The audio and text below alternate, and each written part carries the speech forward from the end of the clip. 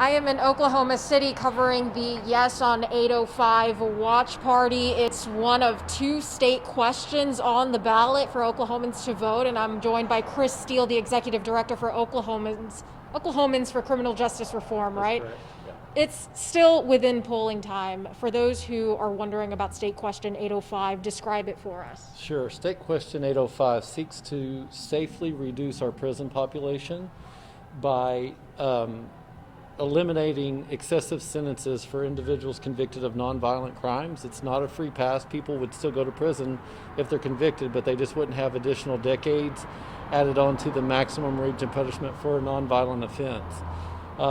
It makes better use of our state's resources. In the process, State Question 805 would save the taxpayers of Oklahoma nearly $200 million when fully implemented, and improve the quality of life by allowing those resources to be reinvested in education, healthcare, infrastructure, treatment, and things that actually allow Oklahomans to reach their full potential in life. What do you say to those who argue 805 doesn't cover every nonviolent crime?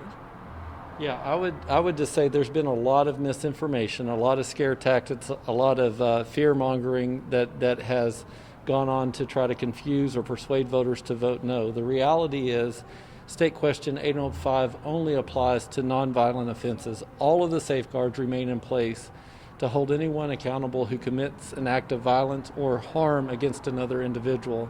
Those safeguards remain intact under State Question 805. This only applies to individuals convicted of nonviolent offenses. People have also asked how 805 affects domestic abuse offenders or domestic violence offenders. Would 805 include domestic violence, or would it exclude?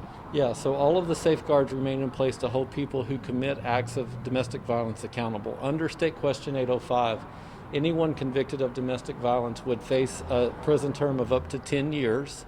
They would also face two separate reviews by the Pardon and Parole Board and a third review by the governor of the state of Oklahoma before they would even be considered eligible for release. None of that changes under State Question 805. In addition to that, prosecutors maintain the discretion to charge any act of domestic violence as its violent counterpart. So if the facts match the evidence, the case could be charged as assault and battery with intent to do bodily harm, with assault and battery with intent to maim, with assault and battery with a dangerous weapon. All of those are violent crimes that carry a charge of up to life in prison.